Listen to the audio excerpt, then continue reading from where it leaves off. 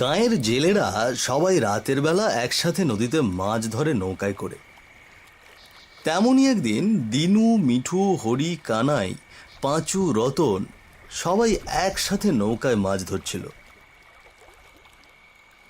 না, কি যে হচ্ছে আজকাল!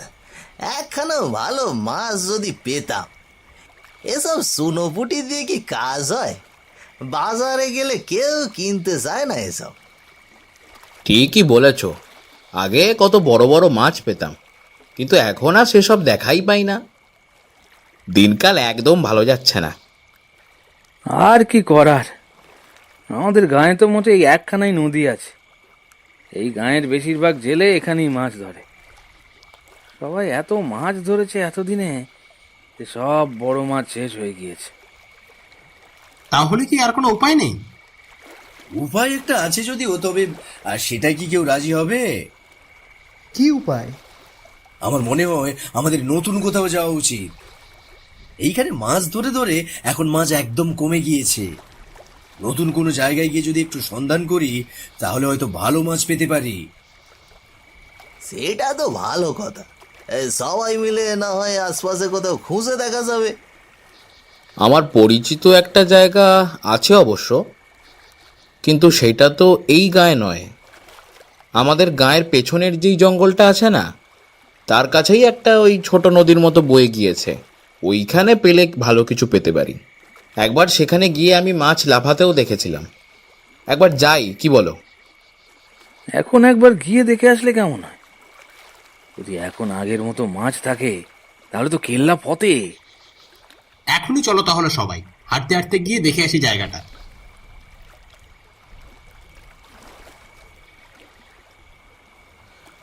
নদীতে বেশ বড় বড় মাছ দেখা যাচ্ছে। এটা দেখে তারা সবাই বেশ উৎসাহী আর খুশি হয়ে উঠল। এই দেখো, এই হচ্ছে সেই জায়গা। বেশ কিছুদিন আগে এই পথ দিয়ে যাওয়ার সময় আমি দূর থেকে দেখেছিলাম। হ্যাঁ, এখনো মনে আছে। দূর থেকে দেখলে কি হবে, তাও স্পষ্ট বোঝা যাচ্ছিল যে কত কত মাছ রয়েছে। বাহ, জায়গাটা তো বেশ, তবে জল খুব একটা বেশি নয় মনে হচ্ছে। এখানে নেমে তারপরে মাছ ধরা যাবে। নৌকা ঘুরিয়ে আনার প্রয়োজন নেই। কত মাছ দেখেছো তোমরা? এখান থেকে কি বেশ কিছুদিন মাছ ধরা যাবে? আর ততদিনে আমাদের গায়ের নদীতেও মাছগুলো বেশ বড় বড় হবে। কি বলো সবাই? হ্যাঁ, সেটা অবশ্য ঠিক। তবে জায়গাটা খুব দূরে। তাতে কি, সবাই মিলে একসাথে আসবো, আবার সবাই মিলে একসাথেই যাব। এই চক্করে কখন সময় কেটে যাবে বুঝতেই পারবো না। তাহলে কাল থেকে আমরা এখানেই মাছ ধরবো। সবাই রাজি আছো তো? হ্যাঁ, রাজি। রাজি রাজি। হ্যাঁ হ্যাঁ হ্যাঁ, সবাই রাজি। হ্যাঁ হ্যাঁ, আমিও রাজি। তবে চলো এখন এখান থেকে যাই সবাই, কাল ঠিক সময়ে চলে আসা যাবে।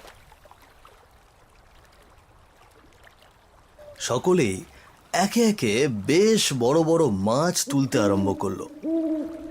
বাবা, এখানে যে এখনো এতগুলো মাছ আছে আমি ভাবতেই পারিনি। জায়গাটার খবর এখনো পর্যন্ত কেউ পেল না কি করে সেটাই ভাবছি। জায়গাটা তো মাছে ভর্তি। ভালোই হয়েছে, এখনো আমরা বাদে কেউ জানে না। জানলে তো এখানে এসেই সবাই ধর্ণা দেবে যে যত মাছ পাও তুলে ফেলো সবাই। হ্যাঁ, আমিও এত মাছ একসাথে কোনোদিন ধরিনি। কাল সকালে সবাই অবাক হয়ে যাবে এত মাছ বাজারে দেখে। কি বলো? হ্যাঁ, সে যা বলেছ।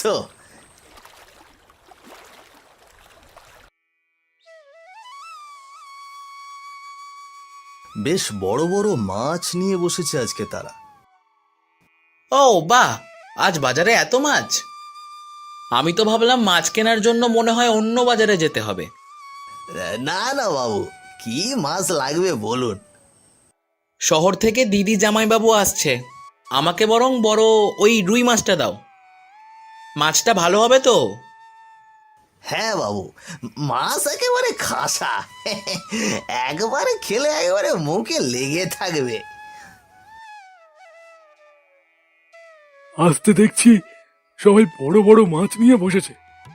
আমাকেও দাও কিছু। হ্যাঁ হ্যাঁ বাবু, অবশ্যই। আপনার কি মাছ লাগবে? বাবা, আমাকে দেখে শুনে একটা মাছ দাও তো বাবা। নাতনিটা অসুখে ভুগছে বারবার, তা সে একটা মাছ খেতে চেয়েছে বড় দেখে। তা নাতনির আবদার কি ফেলা যায় বলো? তবে দামটা একটু কমিয়ে রেখো বাপু। দেখতেই তো পাচ্ছ গরিব মানুষ, টাকা কড়ি খুব একটা নেই। চিন্তা করবেন না মা, আপনার কাছে বেশি দাম রাখবো না।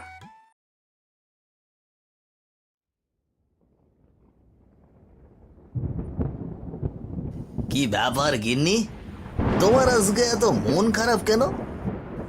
এরকম তো কখনো দেখিনি। তুমি তো সেই রাতের বেলা মাছ ধরে এসে সারাদিন ঘুমো, গায়ে কি হচ্ছে সেসব খোঁজ খবর রাখো? কেন গো, গায়ে আবার এমন কি করলো? আমাদের গাঁয়ের যে বড় বাড়িটা, সেই বাড়ির কর্তা আজ সকালে মারা গিয়েছে গো। যেন তেন ভাবে নয়, সে তার পেটের নাড়ি ভুড়ি বের করে কে যেন ছোট রাস্তার মোড়ে ফেলে রেখে গেছে। তাই নয়, আমাদের গ্রামের শেষ সীমানায় যে কুঁড়ে ঘরটা আছে, সেই কুঁড়ে ঘরে এক বুড়ি তার নাতনিকে নিয়ে থাকতো। তাদেরকেও ঠিক একইভাবে মেরে কেউ যেন পথের ওপর ফেলে দিয়ে গেছে। বিভৎস দেখলে গায়ে লোম দাঁড়িয়ে যায়। কি কি বলছো এসব গিন্নি? আমি তো এসবের কিছুই জানতাম না। বুড়িকে তো সেদিন দেখলাম মাছের বাজারে আসতে, মিঠুর দোকান থেকে মাছ কিনলো। তার এই অবস্থা কে করবে? সেসব জানি না, তবে এই গ্রামে কিছু একটা খারাপ ঘটছে আজকাল। একের পর এক লোকগুলো মারা যাচ্ছে, কিভাবে মরছে, কেন মরছে কেউ জানে না। তুমি একটু সাবধানে থেকো।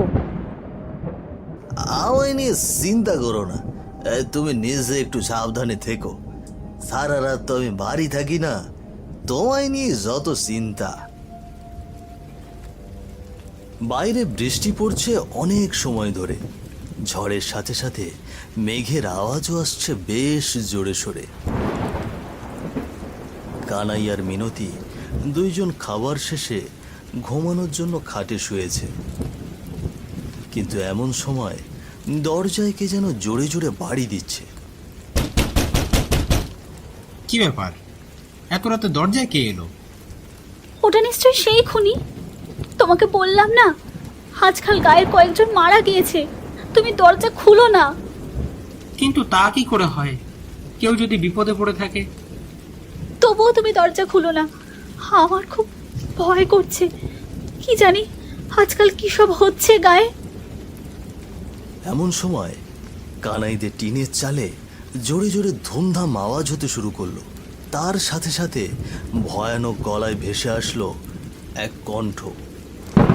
ওই দেখো, ছাদে উঠেছে কে যেন, আওয়াজ আসছে।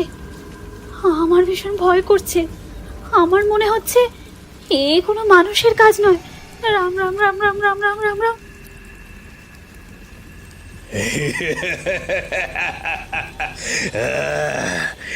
মাছ দে, আমার মাছ দে। কি এটা? এটা কে? এটা কি কথা বলছে? বলেছিলাম না, এ কোনো মানুষের কাজ নয়। নির্ঘাত নির্ঘাত কোনো মেয়ে হয়ে পেয়েছে আমাদের গ্রামকে।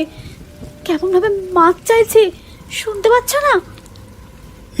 কি এবার এবার কি হবে? কি করে উদ্ধার পাবো এর থেকে? হায় ভগবান, এখন এখন বিপদে ফেললে আমাদের। আমার মাছ দে, এখনই আমার মাছ দে, নয়তো পেট চিড়ে বের করব। টিনের চালে আওয়াজ বন্ধ হয়ে গেল।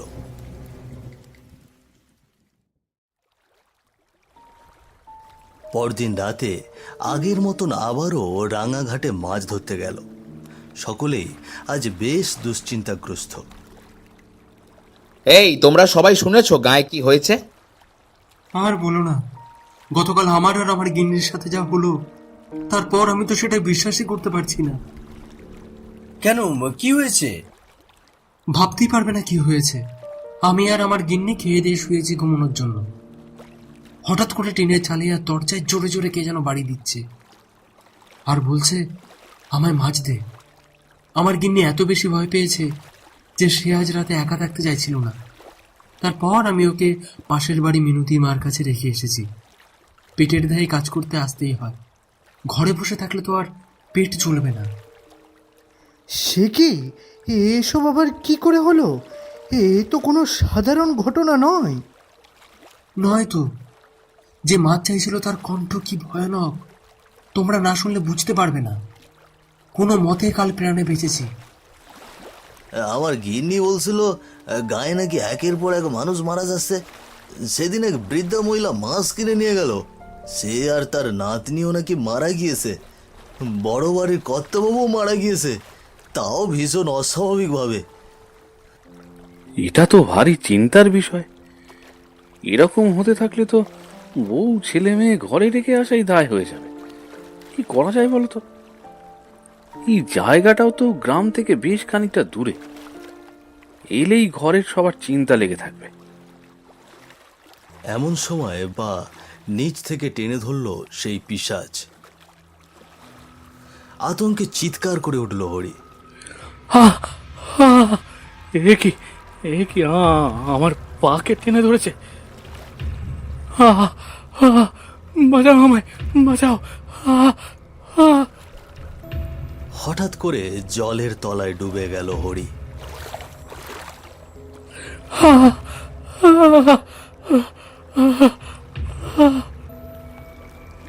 তাকে চারপাশের কোথাও দেখা গেল না। বাকিরা হন্যে হয়ে খুঁজতে আরম্ভ করলো তাকে। আশেপাশে যতদূর চোখ যায় সব জায়গায় খোঁজাখুঁজির পরেও কোথাও হরিকে খুঁজে পাওয়া গেল না। ওমা, হরি, হরি কোথায় গেল? কোথাও তো দেখতে পাচ্ছি না। হরি, হরি কি হলো? তোমরা ওদিকটাই খোঁজো, আমি এদিকটাই দেখছি। হরি কোথায় গেলে? হরি! জলের তলায় কিছু একটাও কেটে নিয়ে গিয়েছে, ওকে তাড়াতাড়ি খুঁজে বার করতে হবে। হরি কোথায় গেল? হায় ভগবান, এমন একটা বিপদে পড়লাম, রক্ষা করো, রক্ষা করো। আমার মনে হচ্ছে এই জায়গাটা নিয়েই আসলে সমস্যা। গতকালকে আমার সাথে যা হলো, তারপর আমি আর কোনো কিছুই অবিশ্বাস করি না। হরি কোথায় গেল? সাড়া দাও, সাড়া দাও। যে করেই হোক ওকে খুঁজে বের করতে হবে, নয়তো ওর পরিবারের কাছে কি জবাব দেব আমরা? হ্যাঁ,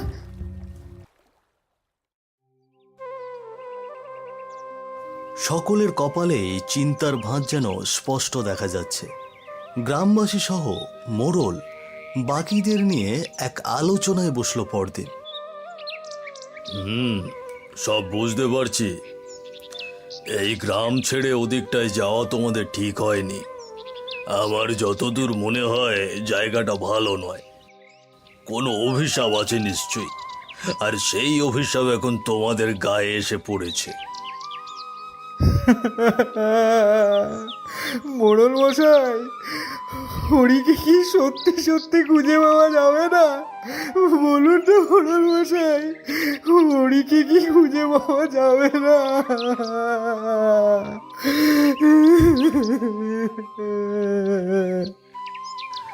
আমি এই পর্যন্ত অনেক লোককে নামিয়ে খোঁজার চেষ্টা করলাম, কিন্তু ওকে তো পাওয়া গেল না।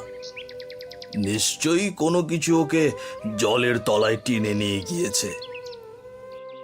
তোমরা সবাই এখন পারলে কিছুদিন সাবধানে থেকো।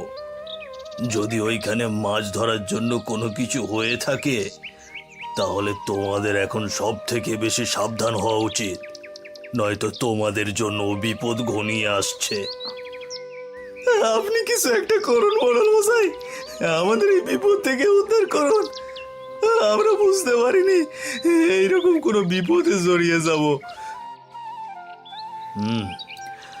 আমিও ভাবছি কি করা যায়, কিন্তু ততদিন তোমরা সবাই একটু সাবধানে থেকো আর ভগবানকে ডেকো যেন এই বিপদ থেকে তাড়াতাড়ি উদ্ধার পাওয়া যায়। আমিও দেখছি কি করতে পারি।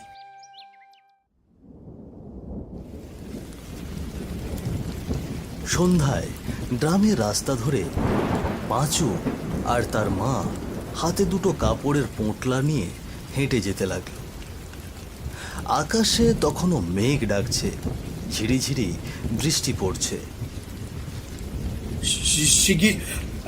শিগগিরই এখান থেকে চলো মা, এখানে আর বেশি সময় থাকা যাবে না। এই গায়ে যত বেশি থাকবো তত বেশি বিপদ হবে আমাদের। তোমাকে তোমাকে তাড়াতাড়ি মাসির বাড়িতে রেখে আসতে পারলে আমি বাঁচি। শিগগিরই বাবা। না না না, শুধু আমি না, তুইও থাকবি আমাদের সাথে ওখানে। এই বিপদের মধ্যে আমি তোকে একলা এখানে থাকতে দেব না বাবা। বিপদ কেটে গেলে না হয় আবার ফিরে আসা যাবে।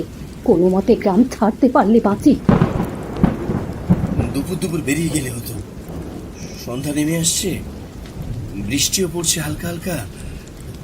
তাড়াতাড়ি যদি না পৌঁছতে পারি তবে কিন্তু বিপদ আছে।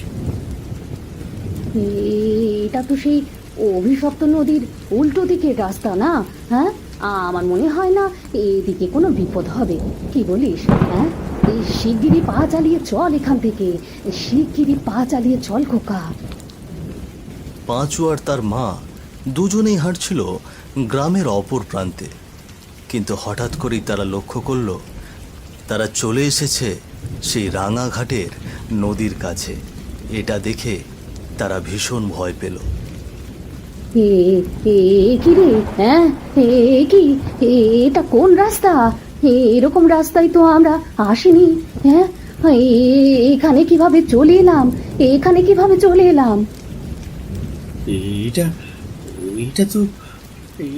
এটা তো সেই নদী, সেই জায়গা যেখানে যেখানে আমরা মাছ ধরি। কি হচ্ছে এসব? আমরা তো উল্টো দিকে গিয়েছিলাম, এখানে এলাম কেমন করে?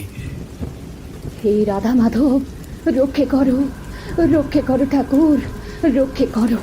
এ কোন বিপদে ফেললে ঠাকুর, এ কোন বিপদে ফেললে? এখান থেকে পালা, পালা খোকা, শিগগির এখান থেকে পালা। এখানে থাকলেই বিপদ, পালা পালা। পাঁচু আর তার মা দৌড়তে আরম্ভ করলো, কিন্তু তাদের পা এক চুলও নড়ল না, যেন এক জায়গাতে দাঁড়িয়ে দৌড়ানোর চেষ্টা করছে তারা। একটু নড়তে পারছি না মা, নির্ঘাত নির্ঘাত কপালে মৃত্যু আছে আজ। ওগো, ওগো, কে কোথায় আছো? আমাদের বাঁচাও, আমাদের বাঁচাও, দয়া করে আমাদেরকে বাঁচাও, বাঁচাও। তারা দেখল সেখানে এক অতৃপ্ত পিশাচ তাদের দিকে আসতে লাগলো মাটিতে হামাগুড়ি দিয়ে। তার ভয়ানক রূপ দেখে পাঁচু আর তার মা ভীষণ ভয় পেল।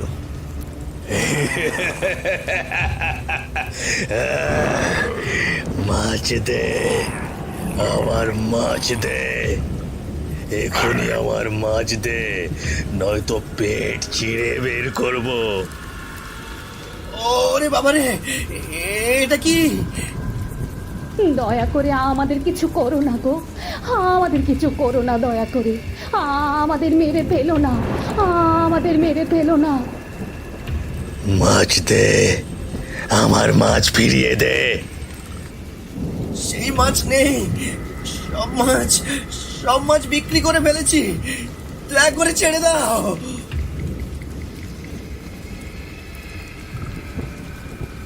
ভূতটা পাঁচু আর তার মায়ের শরীর ছিন্ন ভিন্ন করে পেট থেকে নাড়ি ভুঁড়ি বের করে ফেলল।